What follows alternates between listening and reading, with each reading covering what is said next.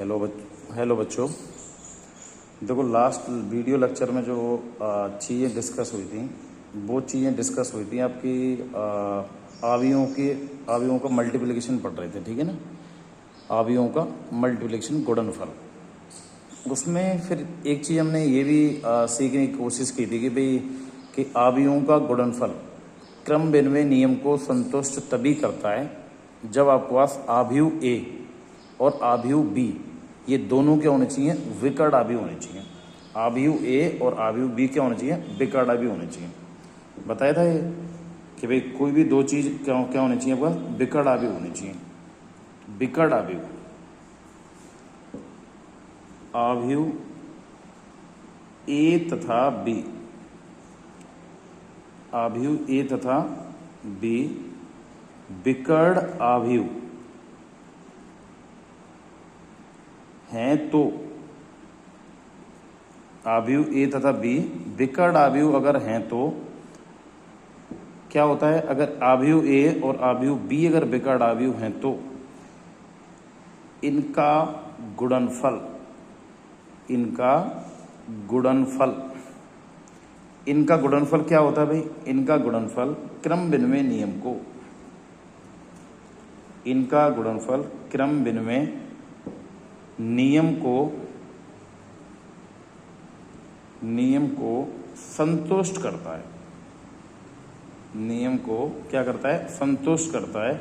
जो हमने एक एग्जाम्पल लेके कल बता भी दिया था। क्या बताया था कि भाई ए और बी अगर आपके पास कोई भी दो आव्यूह इस तरीके के दे रखे हैं, जो दोनों क्या दे रखे हैं? विकर्ण आव्यूह अगर दे रखे हैं, तो उनका प्रोडक्ट जो होता है वो दोनों को दोनों क्रम विनिमय नियम को संतुष्ट करता है। ए का मल्टीप्लाई बी के साथ करो, जो बराबर होता है बी का मल्टीप्लाई ए के साथ करो। लेकिन एक चीज समझने की इसमें और है। कौन सी चीजें समझने की? नोट में बताते हैं आपको कि अगर कोई भी ए और बी, इनमें से कोई एक आव्यूह है, वो आपका शून्य आव्यूह हो जाता है। क्या हो जाता है? शून्य आव्यूह। भाई ए और बी में से कोई एक आव्यूह आपका शून्य आव्यूह हो जाता है। नल मैट्रिक्स अगर हो जाता है तो इनका प्रोडक्ट जब तुम करने जाओगे ना, तो वो भी एक शून्य आव्यूह प्राप्त होगा। भाई अगर ए में से या बी में से अगर कोई एक आव्यूह अगर शून्य हो गया, कोई भी एक आव्यूह शून्य हो गया, तो ए का मल्टीप्लाई बी के साथ करोगे या फिर बी का मल्टीप्लाई ए के साथ करोगे, तो ए इंटू बी या फिर बी इंटू ए, दोनों की जो वैल्यू जो आएगी वो क्या निकल के आएगी? शून्य आव्यूह निकल के आएगी। बिल्कुल बात सही है।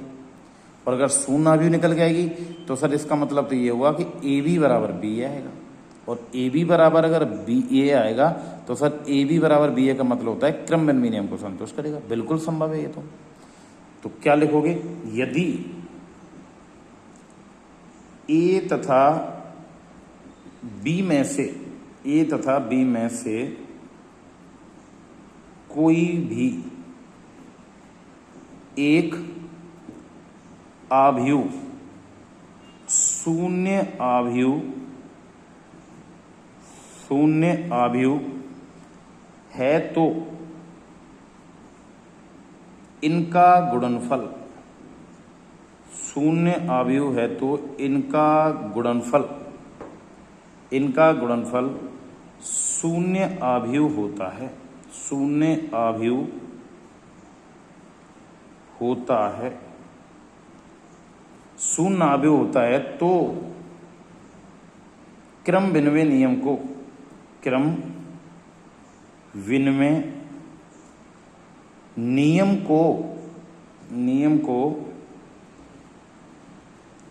संतुष्ट करता है। तुम बोलोगे सर फॉर एग्जाम्पल। बिल्कुल बात सही है कि सर इसका फिर एग्जाम्पल क्या है? ऐसा करते हैं, ए और बी में से मैं कोई भी एक आव्यूह में लेता हूं, वो ले लेते हो आप 1 2 3 4। देन आप बी को एक शून्य आव्यूह ले लेते हैं। बी बराबर आपने ले लिया 0 0 0 0, ये एक शून्य आव्यूह है। अब हम ए का मल्टीप्लाई बी के साथ करके देखते हैं और बी का मल्टीप्लाई ए के साथ करके देखते हैं। तो देखते हैं कि भाई ए इंटू बी और बी इंटू ए क्या आपको शून्य आव्यूह प्राप्त होती है या नहीं होती है। तो तो सर ए इंटू बी आप करके देखो। ए इंटू बी जब आप निकालने जाओगे तो 1 2 3 4 0 0 0 0 मल्टीप्लाई करने का आपको तरीका पता ही है। सर पहला ये जो स्तंभ जो है इसका मल्टीप्लाई इसके साथ, तो सर 0 इंटू 1 0 इंटू 2, देन वही सेम प्रोसेस रिपीट होगा। 0 का मल्टीप्लाई 3 के साथ, आपको पता ही है इसी स्तंभ का मल्टीप्लाई इस पंक्ति के साथ, प्लस 0 का मल्टीप्लाई 4 के साथ। फिर उसके बाद क्या आएगा सर, ये सेम जो स्तंभ जो है ये वाला कॉलम जो है उसका मल्टीप्लाई इसके साथ, और यही सेम कॉलम जो है इसका मल्टीप्लाई इसके साथ। क्या आएगा 1 मल्टीप्लाई बाई 0 और 2 मल्टीप्लाई बाई 0, देन 0 इंटू 3 और 0 इंटू 4, 3 इंटू 0 प्लस 4 इंटू 0। जब आप इसको सिंप्लीफाई करने जाओगे तो आपको क्या प्राप्त होगा सर 0 0 0 0। तो ये आपको पास क्या प्राप्त होगी नल मैट्रिक्स। और नल मैट्रिक्स को ही हम क्या बोलते हैं, दूसरा नाम बताया था आपको, एम्प्टी मैट्रिक्स भी बोल सकते हैं उसको, जिसको हिंदी में क्या बोला था आपने शून्य आव्यूह। क्या बोला था हिंदी में आपने शून्य आव्यूह। इसको हमने रिप्रेजेंट किससे किया था ओ से, इसको हम रिप्रेजेंट करते हैं ओ से। अब तुम्हारे दिमाग में यह आएगा सर आपने ए इंटू बी तो निकाल लिया, ए इंटू बी निकालने के बाद आप एक बार ऐसे करो बी इंटू ए और निकाल के देखो। भाई अगर ए इंटू बी और बी इंटू ए की वैल्यू अगर दोनों बराबर आती है तो हम 100% ये बोल सकते हैं सर ए बी बराबर बी ए बराबर बी अगर है तो ये क्रमबेनवे नियम को क्या करेगा संतुष्ट करेगा। भाई एक चीज़ तो हमने क्या सीखी थी कि सर कोई भी दो चीज़ का मल्टीप्लिकेशन तभी बराबर होता है, ए इंटू बी और बी इंटू ए तभी बराबर होता है जब ए और बी आपके पास क्या होने चाहिए डायगोनल मैट्रिक्स, मतलब विकर्ण आव्यूह होने चाहिए। एक चीज़ हमें क्या समझ में आई सर ए और बी में से अगर कोई भी एक नल मैट्रिक्स हो जाए, क्या हो जाए नल मैट्रिक्स हो जाए, तो नल मैट्रिक्स अगर है तो सर उसका मल्टीप्लिकेशन क्रमबेनवे नियम को क्या करता है संतुष्ट करता है। तो ऐसा करो आप बी इंटू ए निकाल के देखो। सर बी इंटू ए जब निकालने जाओगे तो पहले क्या लगो बी 0 0 0 0। उसके बाद क्या करोगे सर आपके पास आएगा ए आव्यूह 1 2 3 4, मल्टीप्लाई करो। मल्टीप्लाई करना आपने सीख ही रखा है, सेम प्रोसेस। अच्छा इसका ऑर्डर वगैरह बताने की जरूरत तो नहीं है क्योंकि ऑर्डर वगैरह की चीज़ें जो है वो काफ़ी बार रिपीट हो चुकी हैं। इसका ऑर्डर क्या है सर, इसमें 2 पंक्तियाँ 2 स्तंभ हैं। सर इसमें कितनी है 2 पंक्तियाँ 2 स्तंभ हैं, तो इसका ऑर्डर 2 क्रॉस 2 का है। सर इस वाले आव्यूह का ऑर्डर कितना है 2 क्रॉस 2 का है। मल्टीप्लाई कैसे करते हैं सर, ये जो स्तंभ जो है इसका मल्टीप्लाई इसके साथ, तो 0 इंटू 1 प्लस 0 इंटू 3। ठीक है भाई, सेम प्रोसेस 1 का मल्टीप्लाई 0 के साथ, 3 का मल्टीप्लाई 0 के साथ, तो sir 1 multiply by 0 0 multiply by 3। कैसे भी मल्टीप्लाई कर लो, अब ऐसे कन्फ्यूज मत होना भाई कि सर आप पहले तो 0 का मल्टीप्लाई 3 के साथ करते हो, बाद में 3 इंटू 0 कर देते हो। अरे भाई ए इंटू बी कर ले या बी इंटू ए कर ले, 0 इंटू 3 कर लो या फिर 3 इंटू 0 कर लो, बात तो एक ही है। सर सेम प्रोसेस रिपीट होगा आपके पास, कौन सा 0 multiply by 2 0 multiply by 4, then क्या आएगा आपके पास sir 0 multiply by 2 plus 0 multiply by 4। बोलोगे दिक्कत, इसका मल्टीप्लाई इसके साथ और इसी का मल्टीप्लाई इसके साथ। तो जब आप ये देखने जाओगे तो क्या निकल के आएगा सर, ये निकल के आएगा आपके पास 0 0 0 0। तो आप देख सकते हो कि बी ए का बराबर जो है वो भी क्या क्या प्राप्त होता है आपके पास 0 0। जब इसको क्या बोलते हैं यहाँ पर शून्य आव्यूह, क्या आ गया आपका शून्य आव्यूह। तो आप क्या लिख सकते हो यहाँ से, आप लिख सकते हो अतः ए बी, अतः ए बी बराबर क्या प्राप्त होता है आपके पास बी ए बी बराबर क्या होता है बी ए। तो यही जो चीज है वो किस नियम को संतुष्ट करेगी, क्रमबेनवी नियम को क्या करता है संतुष्ट करता है। क्योंकि आप देखने जब जाओगे ए का मल्टीप्लाई बी के साथ और बी का मल्टीप्लाई ए के साथ, ए इंटू बी और बी इंटू ए, इन दोनों का मल्टीप्लिकेशन जो है वो आपस में बराबर प्राप्त होता है, और अगर इक्वल है तो यही चीज हम क्या बोलेंगे कि सर ये दोनों का मल्टीप्लिकेशन क्रम विनिमय नियम को क्या करता है, संतुष्ट करता है। क्या लिख सकते हो, होता है ए बी बराबर बी ए है तो इन दोनों आव्यूह के लिए, इन दोनों आव्यूह के लिए क्रम विनिमय नियम, क्रम विनिमय नियम की पालना होती है, की पालना होती है, संतुष्ट होता है, सेटिस्फाई होता है। अच्छा, एक चीज और मेरे दिमाग में आती है कि सर नोट में बताते हैं इसको, एक चीज और है थोड़ी सी समझने की, थोड़ी सी मैट्रिक्स में नहीं है लेकिन और इंटरेस्टिंग चीज है, वो आपको समझनी बहुत जरूरी है, कॉन्सेप्ट समझने को मिलेगा आपको उसको। एक नई चीज है कि सर ये तो चलो आव्यूह की बात हुई कि भाई कोई भी दो आव्यूह का मल्टीप्लिकेशन में अगर आपके पास एक आव्यूह, अगर आपके पास एक आव्यूह जो है वो शून्य आव्यूह है तो उसका मल्टीप्लाई जब करने जाओगे किसी दूसरे आव्यूह के साथ तो वो क्या प्राप्त हो जाता है, आपको पास शून्य प्राप्त हो जाता है। अब चाहे उसको आगे मल्टीप्लाई कर लो चाहे उसको पीछे मल्टीप्लाई कर लो, शून्य प्राप्त होता है। लेकिन सर ऐसा होता था ना उसमें, क्या चीज कि कोई भी दो वास्तविक संख्याएं दे रखी हैं, कोई दो वास्तविक संख्याएं दे रखी हैं, कोई दो वास्तविक संख्याएं,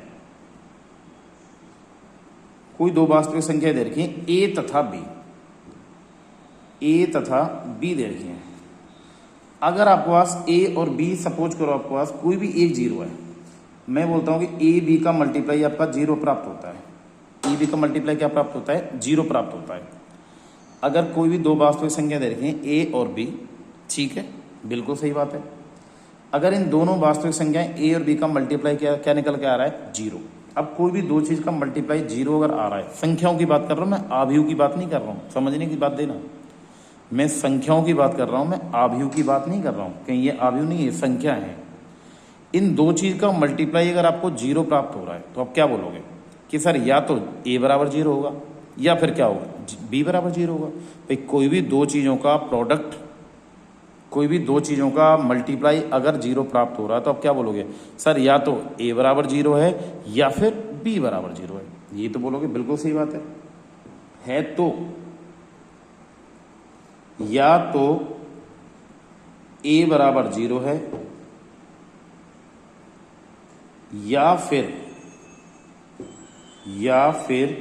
बी बराबर जीरो है। भाई ऑब्वियस सी बात है, ए इंटू बी बराबर जीरो है तो ए बराबर zero, B not equal to zero हो सकता है, या फिर ए इंटू बी का मान अगर जीरो है तो ए का मान नॉट इक्वल टू जीरो हो सकता है और बी का मान क्या हो सकता है, जीरो। ये संख्याओं के लिए बात कर रहे हैं, संख्याओं के लिए, ये हम किसके लिए बात कर रहे हैं, संख्याओं के लिए बात कर रहे हैं भाई हम, ये आव्यूहों के लिए नहीं है। जबकि ये आव्यूहों के लिए सत्य हो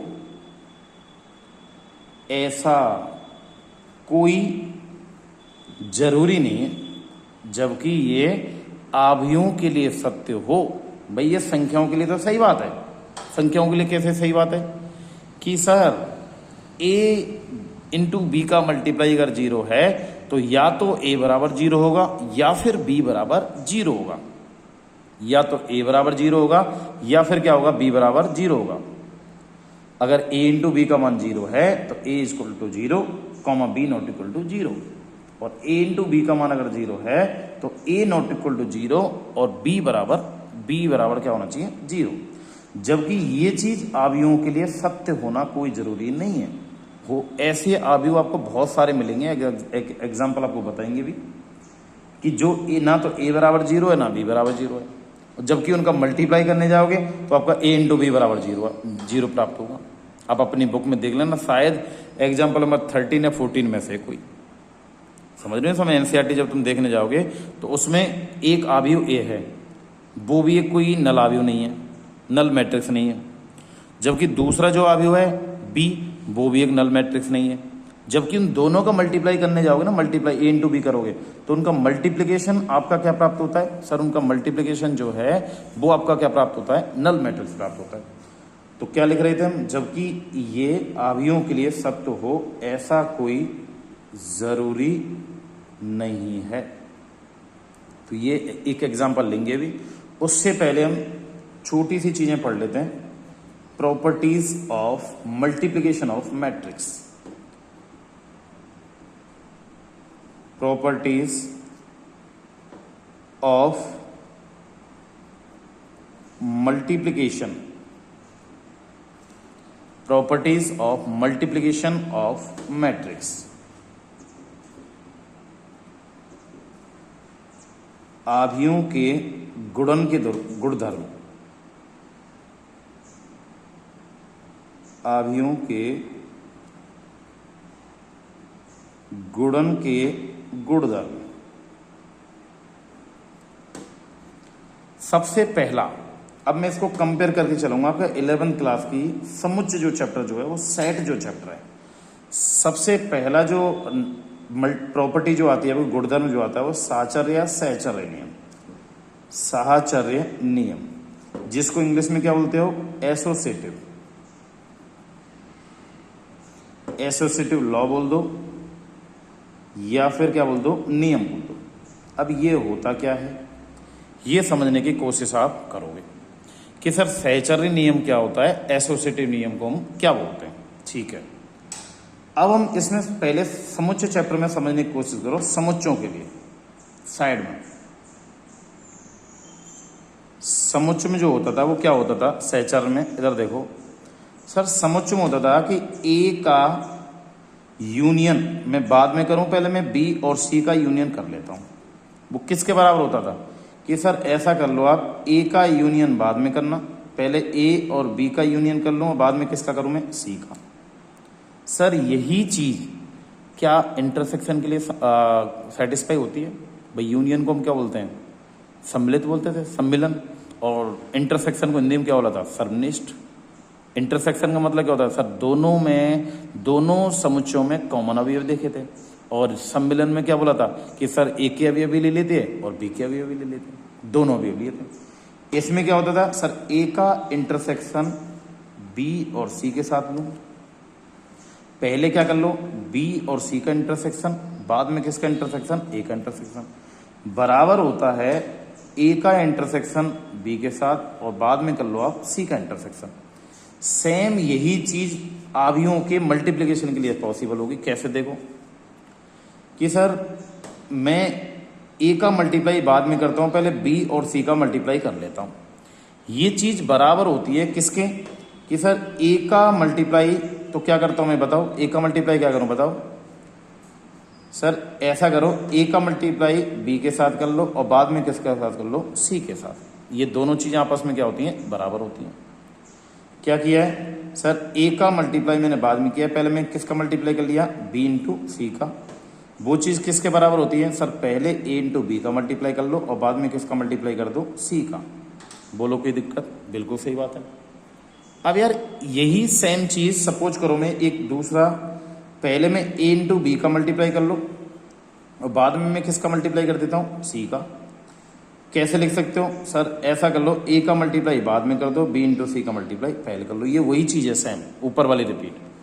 कहने का मतलब क्या हुआ कि कोई भी तीन आव्यूह दे रखे, तीन आव्यूह दे रखे थे, कोई तीन आव्यूह ए कॉमा बी तथा सी के लिए ये कंडीशन बिल्कुल सही होगी। ये तो मैंने, ये जो चीज जो मैंने साइड में बताई है ये आपकी समुच्चय चैप्टर से है, जो कंपेयर करने के लिए आपको बता दी है। बाकी जो मैंने जो चीजें हैं वो आपको कौन सी है? ये वाली। ऐसी तरीके से एक दूसरा नियम होता है वितरण का नियम। कौन सा नियम होता है? वितरण का नियम, जिसको हम क्या बोलते हैं? Distributive law. डिस्ट्रीब्यूटिव लॉ को आप इंग्लिश में रूल बोल दो, बात एक ही है। क्या होता है ये देखो सर, ये होता है कि आपके पास कोई भी तीन आव्यूह दे रखे हैं, कोई तीन आव्यूह, कोई तीन आव्यूह के लिए ए कॉमा बी तथा सी, ए कॉमा बी कॉमा सी तथा सी के लिए कैसे ओपन करोगे सर? ए जो है बी प्लस सी दे रखा है, ये चीज किसके बराबर होती है सर? ए का मल्टीप्लाई बी के साथ प्लस ए का मल्टीप्लाई सी के साथ। दोबारा देखो सर, बी प्लस सी जो है पहले आप इन दोनों को जोड़ लो, बाद में किसका मल्टीप्लाई कर दो? ए का। ये चीज जो बराबर होती है वो होती है ए का मल्टीप्लाई बी के साथ और बी का मल्टीप्लाई सी के साथ। बी का क्या किया है? ए का मल्टीप्लाई बी के साथ और ए का मल्टीप्लाई सी के साथ। ये चीज जो है वो इस चीज के क्या आती है? बराबर आएगी। इसी चीज को आप क्या लिख सकते हो सर? ए प्लस बी हो जाए, बाद में क्या करो? मल्टीप्लाई बाई सी करो। तो ये जो चीज होती है वो किसके बराबर होती है सर? ये बराबर होता है आपका ए का मल्टीप्लाई सी के साथ प्लस बी का मल्टीप्लाई सी के साथ। ये होता है, यही क्या होता है? ये वाला मान और ये वाला मान जो है वो आपस में क्या होता है? बराबर होता है। एक लास्ट प्रॉपर्टी जो होती है वो होती है आपके पास गुणन का तत्समक। बड़ा इंटरेस्टिंग, गुणन का तत्समक। अब कौन बताएगा भाई गुणन का तत्समक नॉर्मल संख्याओं के लिए क्या होता है? गुणन का तत्समक नॉर्मल संख्याओं के लिए क्या होता है? कौन बताएगा? सर, गुणन का तत्समक का मतलब हुआ कि कोई भी एक ऐसी संख्या, संख्याओं की बात कर रहा हूं मैं, अवयव की बात नहीं कर रहा, उसमें मैं ऐसा क्या मल्टीप्लाई करूं जिससे कि वही आ जाए। जैसे 2 है, 2 में मैं ऐसा क्या मल्टीप्लाई करूं वापस से वो ना आ जाए? तो सर 1 आएगा, बिल्कुल। तो 1 यहां पर क्या है सर? 1 जो है वो तत्समक अवयव है। 1 यहां पर जो है वो क्या है आपके पास? तत्समक अवयव है, तत्समक अवयव है ये। लेकिन हम किसकी बात कर रहे हैं? अवयव की बात कर रहे हैं। तत्समक अवयव कौन सा होगा सर? एक अवयव ए है, इसमें मैं ऐसा क्या मल्टीप्लाई करूं जिससे कि वापस से ए आ जाए? तो सर इसमें एक अवयव आई का मल्टीप्लाई कर दो। आई क्या होता है? आई क्या होता है यहां पे बताओ? आई होता है तत्समक अवयव, आइडेंटिटी मैट्रिक्स। आइडेंटिटी मैट्रिक्स के लिए क्या बोला था सर? आइडेंटिटी मैट्रिक्स के लिए बोला था आपने, आइडेंटिटी मैट्रिक्स के लिए बोला था तत्समक अवयव के लिए आपके लिए क्या बोला गया था कि भाई तत्समक अवयव में विकर्ण के जो अवयव जो हैं, विकर्ण के जो अवयव जो हैं वो क्या होना चाहिए? आपके पास इकाई होना चाहिए। विकर्ण के अवयव क्या होना चाहिए? इकाई होना चाहिए। अगर विकर्ण के अवयव इकाई हैं और विकर्ण के अलावा सारे अवयव अगर शून्य हैं तो उसी को हम क्या बोल देते हैं? तत्समक अवयव। जो 1 नंबर का क्वेश्चन बोर्ड में पूछा भी गया था, शायद वो 3x3 का आपका क्या पूछा था? तत्समक अवयव पूछा था। तो क्या होता था? 1 0 0, सेकंड में क्या आता था? 0 1 0 0 0 1। और जबकि 2x2 का तत्समक अवयव क्या आता है? 1 0, सेकंड पंक्ति क्या आती है? 0 1। 1 नंबर में आते हैं भाई छोटे छोटे क्वेश्चनों में। तो आपके पास तत्समक अवयव क्या आ गया सर? किसी एक अवयव के साथ ऐसा क्या अवयव मल्टीप्लाई करें? अवयव को अवयव के साथ ही मल्टीप्लाई करना है भाई। तो ए अवयव में अगर मैं तत्समक अवयव आई का मल्टीप्लाई कर देता हूं तो वापस से क्या प्राप्त होता है? आपके पास ए प्राप्त होता है। इसको आप ऐसे लिख सकते हो, आई गुणा ए लिख दो। जबकि यहां पर आई क्या प्राप्त हो गया भाई सर? आई जो है वो आपके पास क्या हो गया? तत्समक अवयव। तत्समक अवयव किसके लिए? गुणन के लिए।